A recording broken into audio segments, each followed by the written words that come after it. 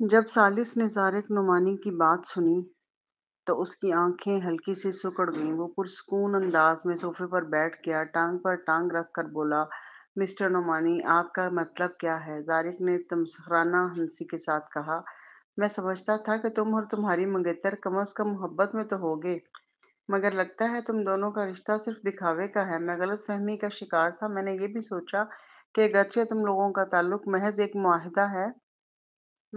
معاہدہ ہے، پھر بھی تم نے برداشت کر اس لیے کیا تاکہ کمپنی پر کوئی اثر نہ پڑے، خلش مگر دل کے اندر تمہیں ضرور کوئی خلش ہوگی۔ تمہیں اب محبت پر یقین نہیں رہا ہے نا؟ سالس پرسکون لہجے میں بولا، مجھے اس پر یقین ہے۔ زارق نے تلخ قہقہ لگایا، اب بھی خود فریبی میں ہو؟ میں نے تو شوبز کی بے شمار جوڑیاں دیکھی ہیں جو پی آر کے بہانے اپنے سکینڈلز چھپاتی ہیں، مگر تم سے میں نے یہ امید نہیں کی تھی۔ میں نے سوچا تھا کہ تم دوسروں سے زیادہ مغرور ہوگے۔ تم نے مایوس کیا۔ وہ لمحہ بھر رکا اور سرد لہجے میں بولا، لیکن ماننا پڑے گا، تم اپنی ماں کے سچے بیٹے ہو، شادی کو بھی سودا سمجھنے والے۔ یہ کہہ کر اس کی آواز میں پاگل پن کی جھلک آ گئی۔ تم اور تمہاری ماں ایک جیسے ہو، ہمیشہ سب کچھ حساب کتاب سے کرتے ہو۔ سالس، تمہیں مجھ سے دشمنی مول لینے کا خمیازہ بھگتنا پڑے گا۔ سالس کے ماتھے پر شکن پڑ گئی۔ فون پر زارق کی آواز میں جو سردی تھی وہ عام نہیں تھی۔ پچھلی بار جب بات کر رہے تھے تو زارق کے لہجے میں تھوڑی سی نرمی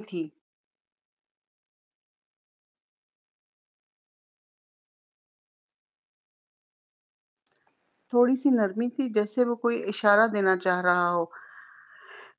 اب تک اصل ہنگامہ تو ثاقب نے کھڑا کیا تھا۔ زارق نے خود تو کوئی بڑا قدم نہیں اٹھایا تھا، بس امپیریل لیگ کے کنگ سے 5% شیئر خرید کر ثاقب کو سہارا دیا تھا۔ لیکن اب جو لہجہ وہ استعمال کر رہا تھا وہ خطرے کا اشارہ دے رہا تھا۔ سالس نے اچانک لارنس کی طرف دیکھا، جاؤ پتہ کرو، مجھے شک ہے کہ زارق نعمانی نیو یارک میں ہے۔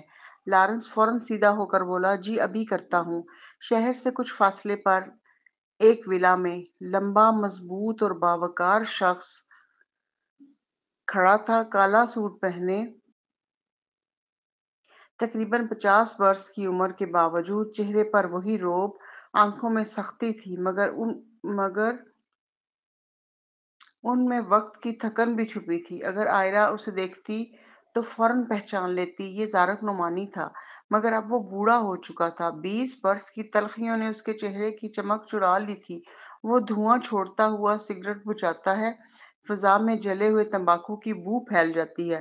زارق نے سر جھکا کر خود سے بڑبڑایا، میں نے ان پر بہت بھروسہ کیا تھا، سمجھا تھا وہ مجھ سے مختلف ہیں، لیکن نہیں، وہ بھی وہی نکلے، وہی خود غرض، وہی سرد مزاج۔ وہ چکر کاٹتے ہوئے رک گیا۔ جیسن، تم نے دیکھا میں نے انہیں کتنے موقع دیے؟ 20 سال، پورے 20 سال، مگر آئرہ نے بھی میری آزمائش میں ناکامی پائی، اور اب اس کا بیٹا بھی اس کے جیسا ہے، محبت کو تجارت سمجھنے والا۔ اس کے پیچھے کھڑا اس کا سیکرٹری جیسن بولا، سر شاید واقعی وہ ولا میں سالس ہی تھا، کیونکہ آج بورڈ میٹنگ میں جو اس نے پلٹا مارا وہ ناقابل یقین تھا۔ ممکن ہے وہی وہاں موجود تھا اور وہ ویڈیو بس ایک دھوکہ ہو۔ زارق کے ہونٹوں پر ایک سرد مسکراہٹ آئی۔ نہیں، میں جانتا ہوں پروین کس کے ساتھ تھی۔ جیسن چونک گیا۔ کون؟ زارق نے گہری سانس لی۔ میں نے اس رات ولا کے سیکیورٹی سسٹم کو ہیک کرنے کے لیے اولڈ کے کو بلایا تھا۔ میں دیکھنا چاہتا تھا کہ پروین کا حسین دوست کون ہے۔ جیسن نے فوراً پوچھا، کیا سسٹم ہیک ہو گیا؟ زارق نے سر ہلایا۔ نہیں۔ جیسن حیران رہ گیا۔ زارق نے سگریٹ کی راکھ جھاڑتے ہوئے کہا، تم اولڈ کے کو جانتے ہو نا، دنیا کے بہترین ہیکرز میں سے ایک ہے، لیکن اس رات اسے کسی نے روک لیا۔ دنیا میں صرف 2 ہیکرز ہیں جو اولڈ کے کو ہرا سکتے ہیں، ایک کیو اور دوسرا وائی۔ جیسن نے سانس روکتے ہوئے پوچھا، تو وہ کون تھا، کیو یا وائی؟ زارق نے آہستہ سے کہا، کیو۔ اولڈ کے نے تصدیق کی کہ ولا کے اندر کیو ہے۔ ولا کے اندر کیو نے اس کے حملے کو بلاک کیا ہے۔ جیسن کی آنکھیں پھیل گئیں، یعنی پروین کے ساتھ جو مرد تھا وہ کیو تھا؟ क्यों دنیا کا سب سے خطرناک ہیکر، نہ اس کا چہرہ مشہور تھا نہ شناخت۔ اب بات صاف تھی، وہی شخص فروین کا رازدار تھا اور شاید اس کا عاشق بھی۔ زارق نے مایوسی سے سر جھکایا۔ ہاں، میں نے تحقیق کی۔ اسمتھ کارپوریشن سالوں سے کیو کو اپنے ساتھ لانے کی کوشش کر رہی تھی مگر وہ کبھی نہیں مانا۔ مگر پھر فروین آتی ہے اور کیو فوراً ان کے ساتھ کام کرنے لگتا ہے۔ یہ اتفاق نہیں ہو سکتا۔ جیسن نے اس بات میں سر ہلایا۔ یقیناً ان دونوں میں کوئی تعلق ہے، اسی لیے کیو اپنی شناخت چھپاتا رہا۔ زارق کے چہرے پر درد اور نفرت کے آثار تھے۔ یہ بات میں سمجھ گیا ہوں، مگر تم سوچو، سالس جیسے شخص کو یہ سب محسوس نہیں ہوا ہوگا؟ ضرور ہوا ہوگا سر، جیسن نے افسوس سے کہا۔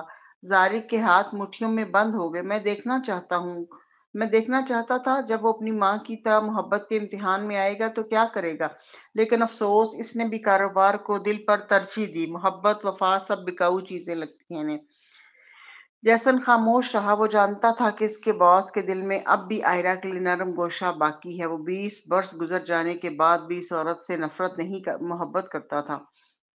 اگر سالس نے کوئی مضبوط موقف لیا ہوتا تو شاید زارق کا دل پگھل جاتا، مگر اب سب کچھ ختم ہو گیا۔ زارق کی آواز میں سرد فیصلہ تھا۔ انہیں سبق سکھاؤ۔ جیسن نے سر جھکایا۔ زارق نعمانی کھڑکی کے سامنے جا کھڑا ہوا۔ شام کی روشنی اس کے چہرے پر پڑ رہی تھی۔ وہ بولا، میں نے سوچا تھا کہ 20 سال کی سزا کافی ہے، مگر اب لگتا ہے کہ کہانی ختم نہیں ہوئی۔ ادھر جب فروین جاگی تو اگلا دن طلوع ہو چکا تھا۔ وہ انگڑائی لے کر آہستہ سے نیم دراز ہو بیٹھی تو دیکھا کہ ماریسا اور 3 ننھے منھے سر، شمائل، حارث اور زینڈر پلکیں جھپکائے اسی کو دیکھ رہے ہیں۔ ماریسا نے اطمینان کا سانس لیا، دونوں ہاتھوں سے تھوڑی تھام کر آہستہ سے بولی، فروین، آخر کار آپ جاگ ہی گئیں۔ فروین نے بھویں اٹھائیں، دوبارہ کھینچ کر انگڑائی لی اور سست لہجے میں پوچھا، کیا ہوا؟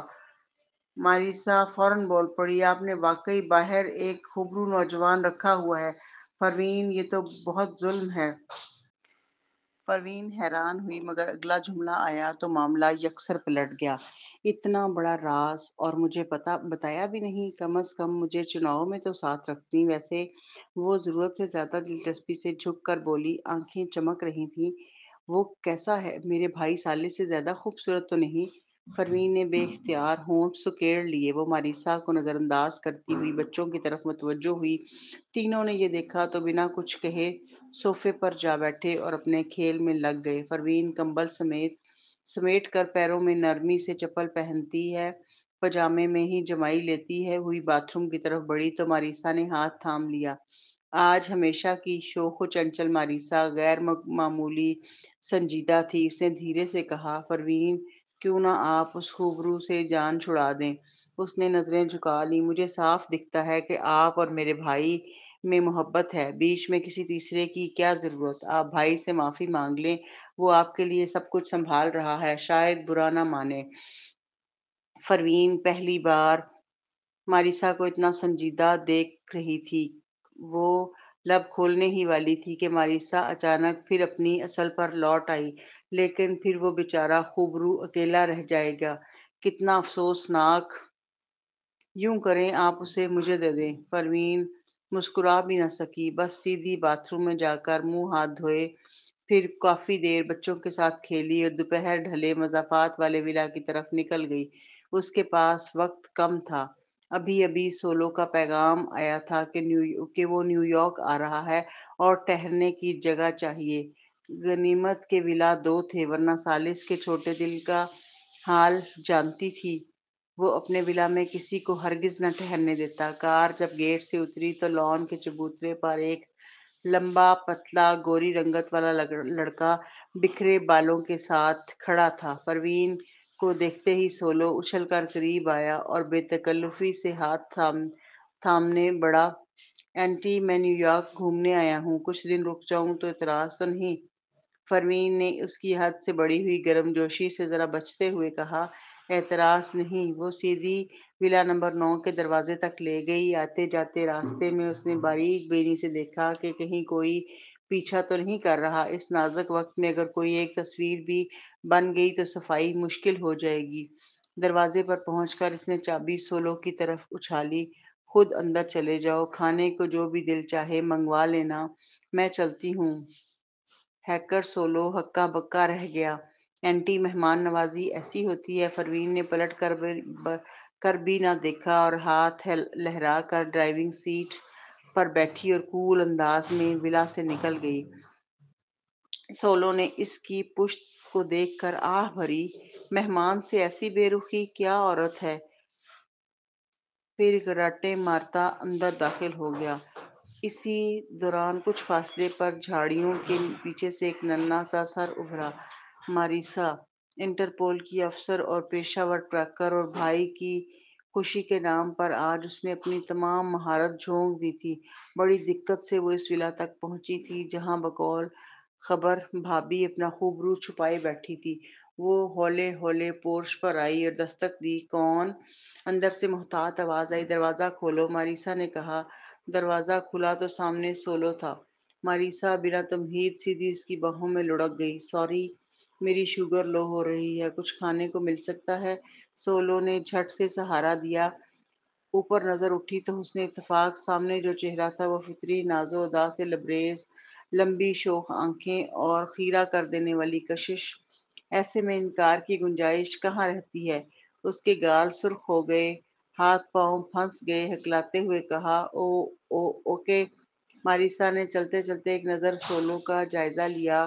دبلی پتلی جسامت، جیسے کوئی ٹیکنیکل گیگ جو برسوں کمرے میں کمپیوٹر کے سامنے بیٹھا رہتا ہو، مگر نقش نہایت نازک اور ستواں۔ بھابھی کا پسندیدہ خوبرو برا تو ہو ہی نہیں سکتا، ماریسا نے دل میں سوچا اور مدھم سی مسکراہٹ کے ساتھ اندر قدم رکھ دیے۔ آہ، بھائی اور بھابھی کی خوشگوار زندگی کے لیے اگر مجھے قربانی دینی پڑے تو ٹھیک ہے، یہ خوبرو آج سے میری ذمہ داری۔ صدر دفتر مہدی کارپوریشن میں فرینچ ونڈو سے روشنی اندر چھن کر آ رہی تھی۔ سیاہ و سفید سجاوٹ کمرے کو روبدار بنا رہی تھی۔ خالص کرسی کی پشت سے ٹیک لگائے بیٹھا تھا۔ سامنے لارنس اور شان رپورٹ دے رہے تھے۔ لارنس نے خشک لہجے میں کہا، زارق نعمانی نے ایک ہی دن میں ہمارے کئی کلائنٹس پر وار کیا ہے۔ پچھلی سہ ماہی کے تقریباً تمام پروجیکٹس عارضی طور پر رکوا دیے۔ باس، اسے اچانک کیا ہو گیا ہے؟ شان نے اینک سیدھی کی۔ پہلے تو بس شور تھا، اصل میں تو اس نے صرف 5% شیئر دیے تھے ثاقب کو، لیکن اب لگتا ہے کچھ بھڑک گیا ہے، اس لیے اندھا دھند دباؤ ڈال رہا ہے۔ غنیمت یہ ہے کہ ہمارے کلائنٹس برسوں سے ہمارے ساتھ ہیں، اس کے دباؤ میں آ کر کام رکا ضرور ہے مگر اس کے ساتھ بھی ہاتھ نہیں ملایا۔ اعتماد اب بھی ہم پر ہے۔ لارنس طنزیہ ہنسا۔ اعتماد کیوں نہ ہو، ہم سے جڑے رہ کر انہوں نے کتنا کمایا ہے۔ اگر کوئی دھمکی پر فوراً پلٹ جائے تو پھر ہم بھی آئندہ اس کے ساتھ کام کیوں کریں؟ مہدی کارپوریشن کو شاید ان کے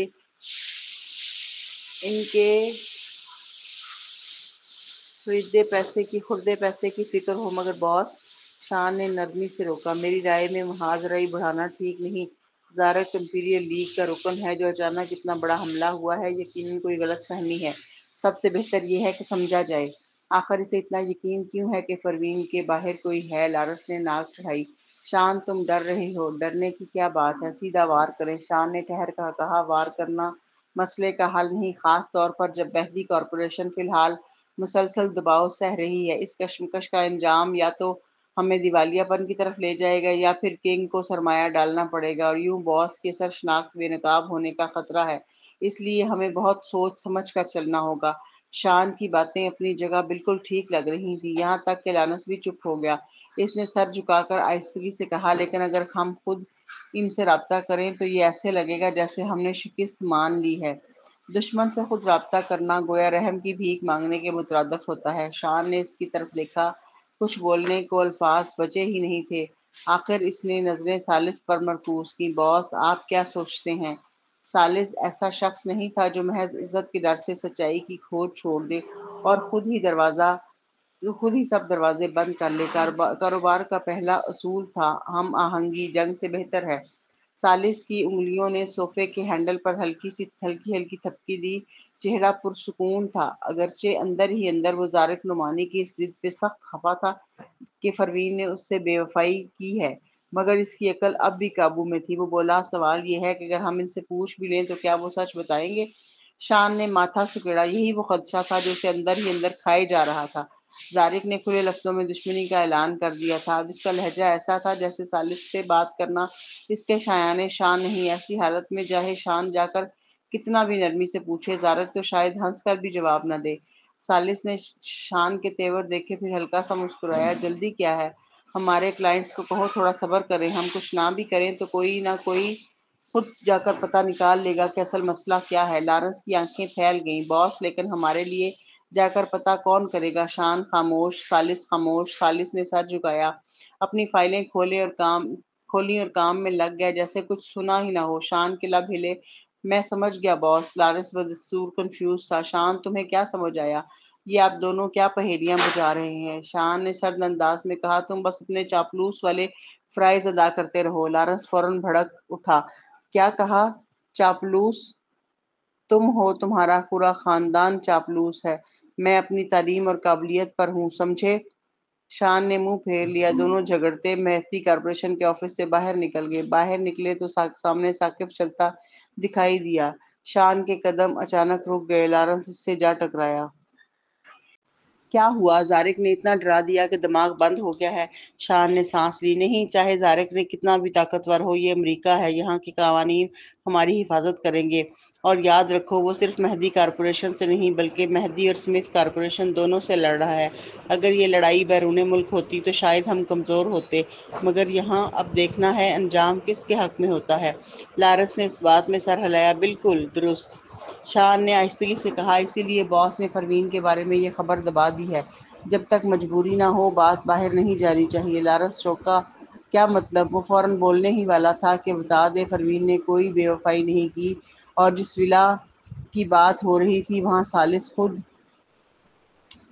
موجود تھا۔ آخر وہ خود کھانا پہنچا چکا تھا، مگر جب نگاہ اٹھی تو ثاقب کچھ فاصلے پر کھڑا تھا۔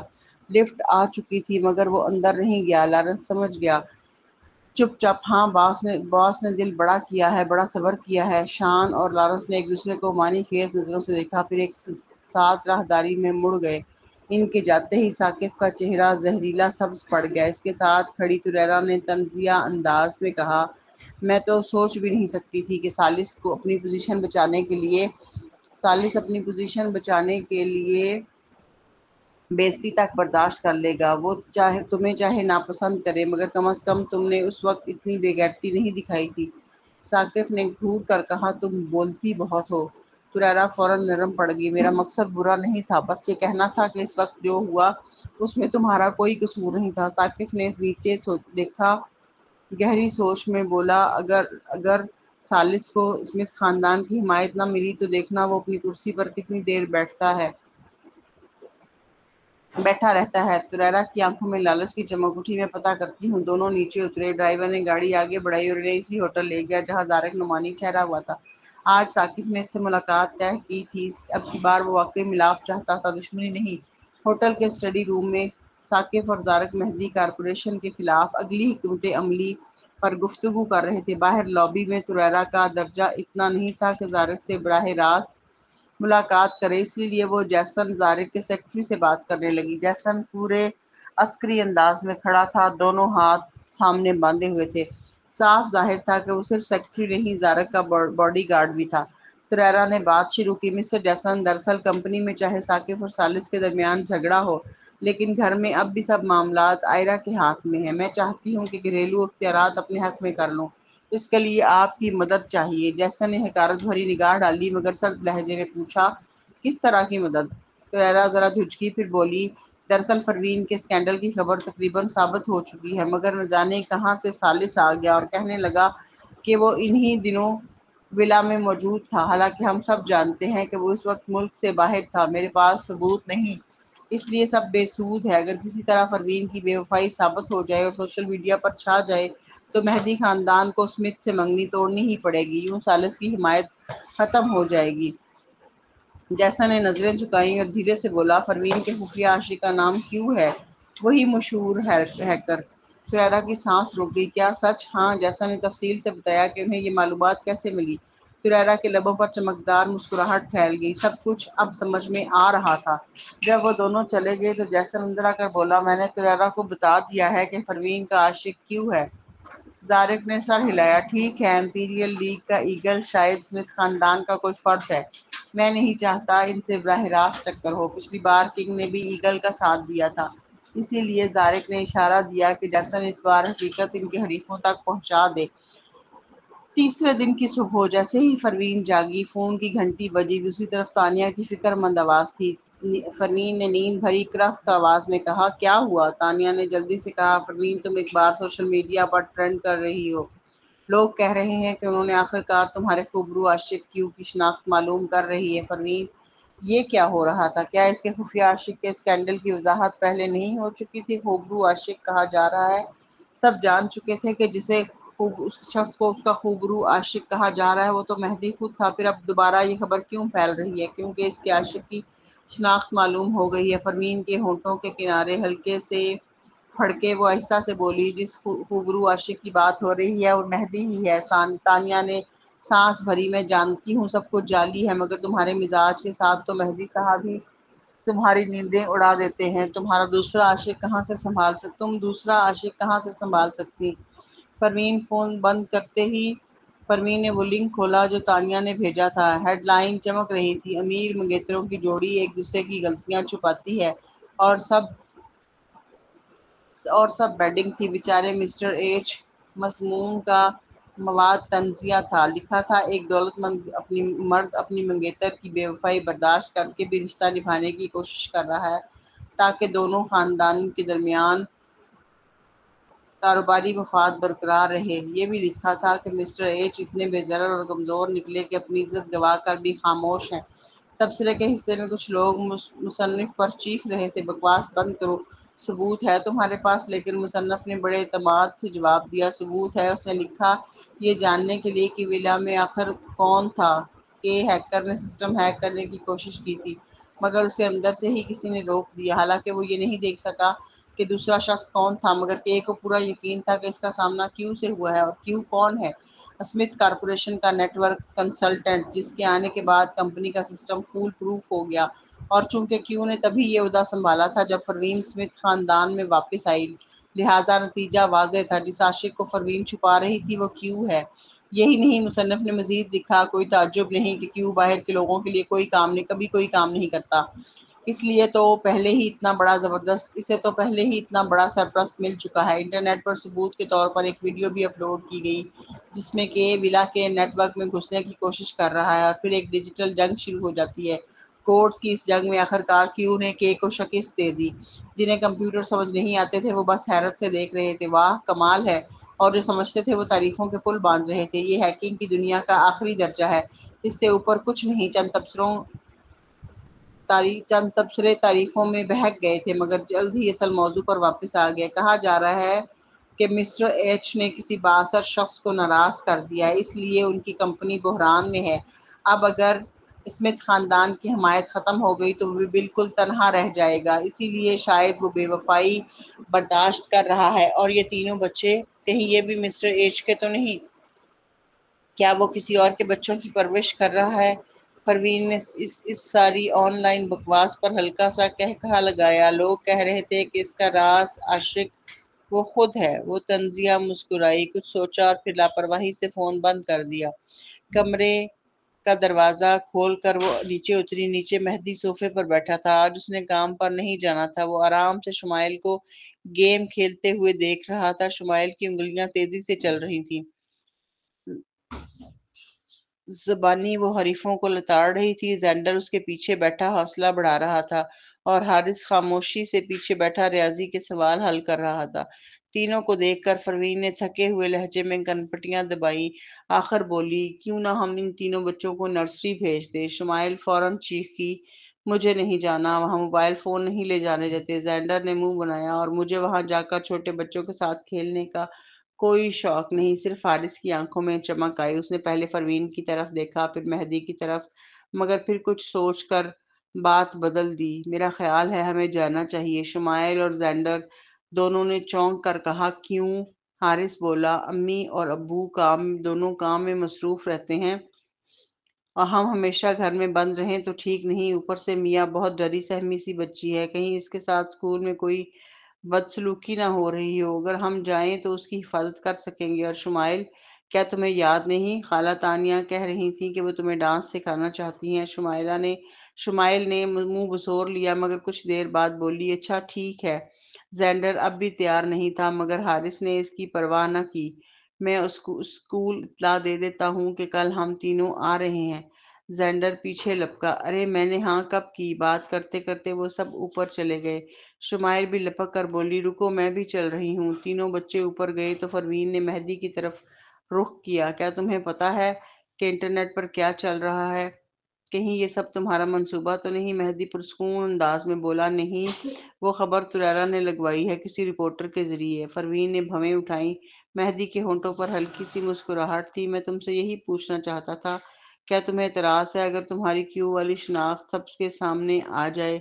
پروین کے لبوں پر حقارت بھری مسکراہٹ ابھری، اب کوئی فرق نہیں پڑتا۔ پہلے وہ اپنی ماں کی آخری باتوں کے باعث اپنی شناخت چھپاتی رہی تھی مگر اب جب کہ وہ خفیہ تنظیم اس کے پیچھے پڑ چکی ہے تو چھپانے کو کیا باقی رہ گیا؟ اس لمحے دروازے کے باہر سے ایک بلند آواز آئی، وہ عورت کہاں ہے جس نے جسٹن کا نام خراب کیا ہے؟ اسے فوراً گھر سے نکالو۔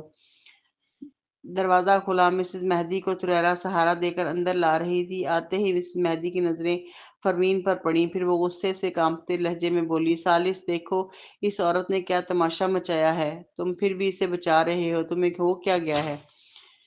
کیا ایسی ذلت قبول کرنی چاہیے؟ اسے ابھی اور اسی وقت گھر سے نکالو، ہماری بہو بننے کے لائق نہیں یہ عورت۔ ان کے ہاتھ غصے سے لرز رہے تھے، اور سب سے بڑھ کر شرم کی بات یہ ہے کہ اس نے اپنی بے حیائی دنیا کے سامنے عیاں کر دی ہے۔ طریرا نے موقع غنیمت جان کر آہ بھری، مس اسمتھ، مہدی آپ پر جان چھڑکنے والا شخص ہے اور آپ نے اسے یوں رسوا کر دیا، کیسے کر سکیں آپ ایسا؟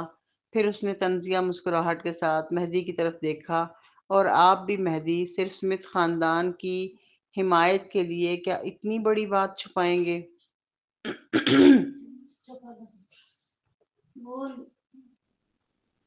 اور آپ بھی مہدی صرف اسمتھ خاندان کی حمایت کے لیے کیا اتنی بڑی بات چھپائیں گے؟ اگر آپ نے آج کمزوری دکھائی تو کل یہ عورت سر پر چڑھ جائے گی۔ دیکھ لیجیے یہ سارا دن یہ کچھ نہیں کرتی سوائے سونے کے۔ منگنی توڑ دیجیے مہدی، آپ اس سے بہتر کے حقدار ہیں، اور ویسے بھی ہمیں اسمتھ خاندان سے اس توہین کا جواب چاہیے۔ اگر اسمتھ خاندان سے جواب طلبی کی نوبت آ گئی تو صاف ظاہر تھا کہ مہدی اور اسمتھ خاندان میں جنگ چھڑ جائے گی، اور طریرا کے چہرے پر ایک فاتحانہ مسکراہٹ پھیل گئی۔ اسے یقین تھا اس بار اس نے ثاقب کے لیے واقعی بڑا کارنامہ کر دکھایا ہے۔ مسز مہدی نے طریرا کو غصے سے لتاڑا، تم ان سے کیسی وضاحت مانگنا چاہتی ہو؟ پروین تو کبھی اسمتھ خاندان میں پلی بڑی ہی نہیں، پھر اسمتھ پہ یہ ذمہ داری کیسی؟ فضول باتیں مت کرو، چاہے منگنی ٹوٹ بھی جائے دونوں خاندانوں کا باہمی تعاون نہیں بدلے گا۔ آخر کار بچے دونوں کے ہیں، وہ اسمتھ کے نواسے ہوتے بھی ہیں۔ مہدی خاندان اسمتھ سے خوشامد نہیں کر رہا تھا، مگر اگر اس کے نواسے کو اسمتھ کی پشت پناہی مل جائے تو آئندہ راہ بہت آسان ہو جاتی۔ جیسے ہی ثالث نے ثاقب کو شکست دی، مسز مہدی کھل کر ثالث کے ساتھ کھڑی ہو گئیں۔ اگرچہ وہ جانتی تھیں کہ ثاقب کا دفاع کرنے سے ان کے اور پوتے کے بیچ دراڑ پڑ گئی ہے، مگر ان کا ہر قدم مہدی خاندان کی بھلائی کے لیے تھا۔ یہ کہنا غلط نہ ہوگا کہ ثالث مسز مہدی ہی کی پرورش میں تھا، ان کی محبت بیٹے اور پوتے دونوں کے لیے یکساں تھی۔ اب وہ اسی کا ساتھ دیں گی جو زیادہ قابل ہو۔ مثال کے طور پر وجدان بھی ان کا بیٹا ہے، پھر بھی اس وقت انہوں نے بلا تردد ثالث کا ساتھ دیا تھا۔ طریرا نے حقارت سے ہونٹ سکیڑے مگر وہ مسز مہدی کی بات کاٹنے کی جرات نہ کر سکی۔